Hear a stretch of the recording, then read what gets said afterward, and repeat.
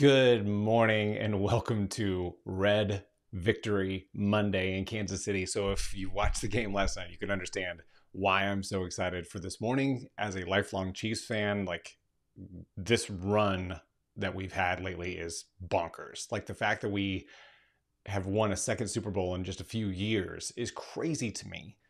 And so one, I want to give all due respect to the Philadelphia Eagles franchise. They're like they're a dangerous organization from a talent perspective. Um, but what I will say as a lifelong Chiefs fan is this is sweet. This is really sweet because it was a really tough team that we beat last night.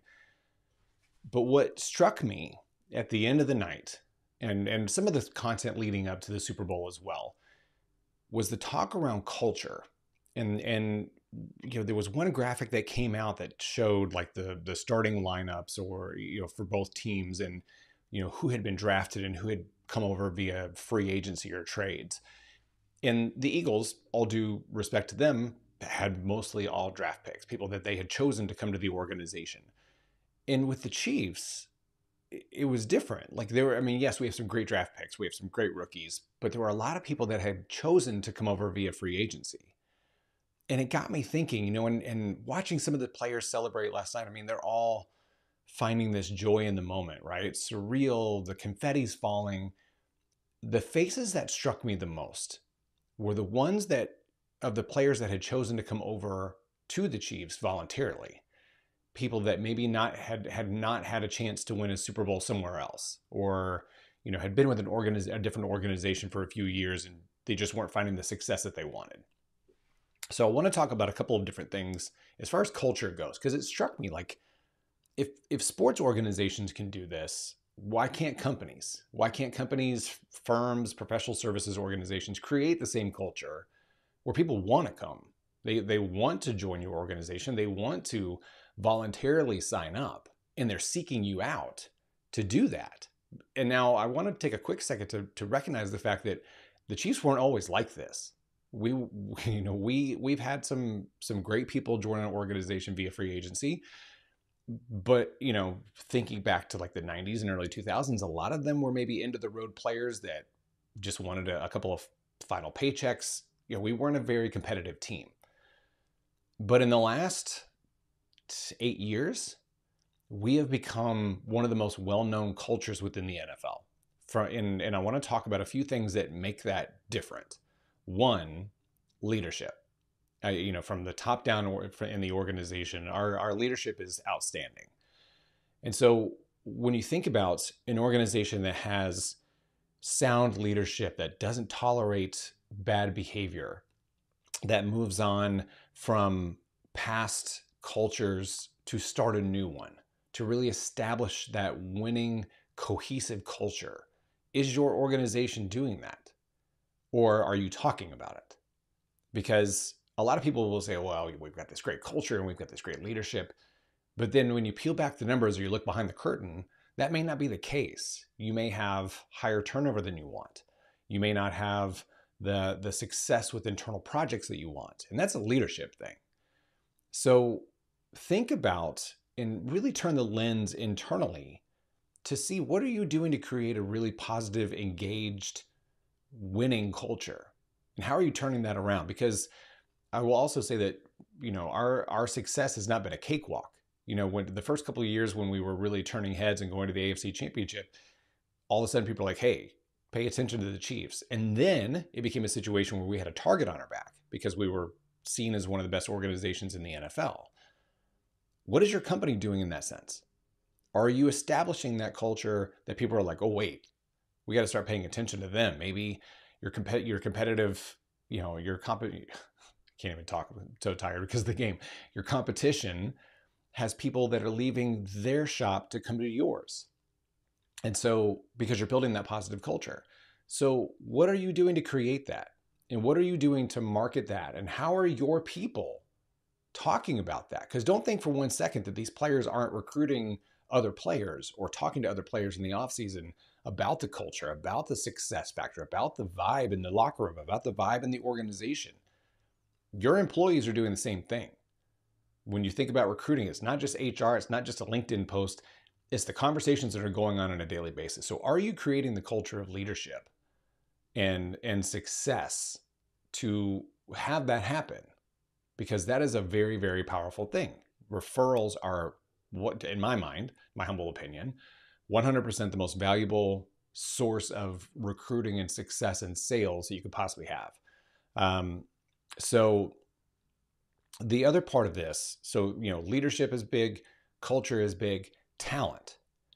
Now, there will be, and I've worked with organizations, consulted organizations that maybe had a top-heavy culture from a talent standpoint.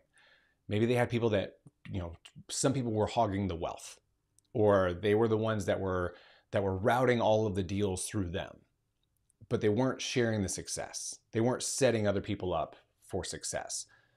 And a couple of things, again, to tie back to the Chiefs. Patrick Mahomes, hands down, like the dude could retire today and be a first ballot Hall of Famer with the success that he's had.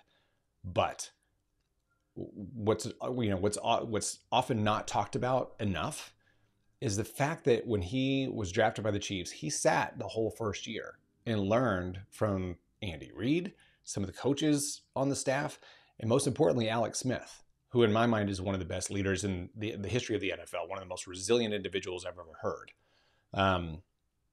So he took that time to learn along the way, but then was put in a position to succeed. What are you doing internally for your organization to build talent? So recruiting talent's one thing, but how are you building talent? And how are you measuring that growth? And what opportunities are you giving your team members?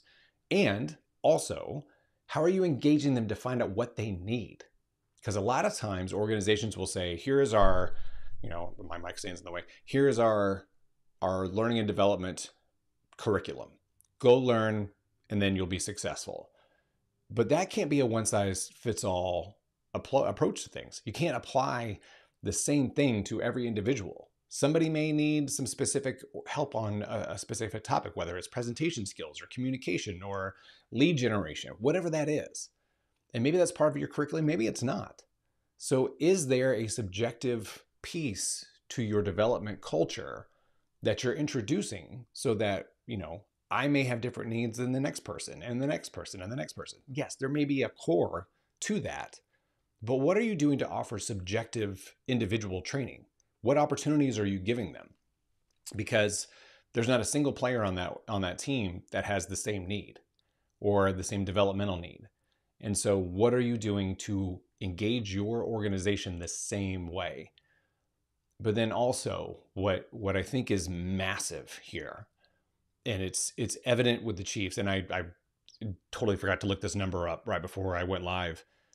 But when you go back and look at the roster, the starting roster from last night, the Chiefs had so many rookies starting in the Super Bowl. What opportunities are you giving your team, your individuals, your contributors? How many at-bats are you giving them? Or are you putting them in a position where they're kind of sitting on the sidelines and maybe for way too long, and then when it comes time to give them opportunities, they're not comfortable? So how are you bringing people along? What opportunities are you giving them to succeed and fail? Because there will be opportunities that will come along that you think, oh, well, this person can close everything. We'll just give it to them. But how do you know that this other individual can't do that? Or maybe, we're gonna try to grow this client. We've got them on a couple of different services. We're gonna grow them on some other services, but only this person can have that conversation. Maybe there's somebody else who can forge a more dynamic relationship. Maybe there's somebody that has a more direct connection. But if you're not asking those questions, if you're not offering those opportunities to succeed, you may be missing out on opportunities to grow that individual, to grow a client relationship, and overall to grow your company. So again, I break down leadership. It's critical to have very vulnerable and positive leadership in your organization, very inclusive leadership in your organization. Your culture is everything, because you can be successful, but if you don't have a strong culture, you're not going to be in it for the long run, because you're going to wind up having too many people coming in and out of the organization. And from a talent perspective, what are you doing to draw talent to your organization? What kind of culture and leadership are you putting out in the marketplace that makes people want to come? but then how are you developing your talent internally? So all of those lessons can be learned from one fantastic sports organization. I got it right, the Chiefs. So thank you so much for tuning in this morning, watching the video later on. I'm going to be continuing to do these Inspirational Interruptions live streams in the morning, sometimes earlier than this, but it was, evidently it was a late night because of the Super Bowl, or admittedly it was. So thank you to everyone for tuning in. Thank you for everyone for your support and comments. I really, really appreciate it. And if you have a topic you want me to talk about, feel free to drop me a note, rich@richbracken.com, send me a message on LinkedIn, whatever I can do to help you and support you. I'm here for it. Represent Kansas City. Have a great day, y'all.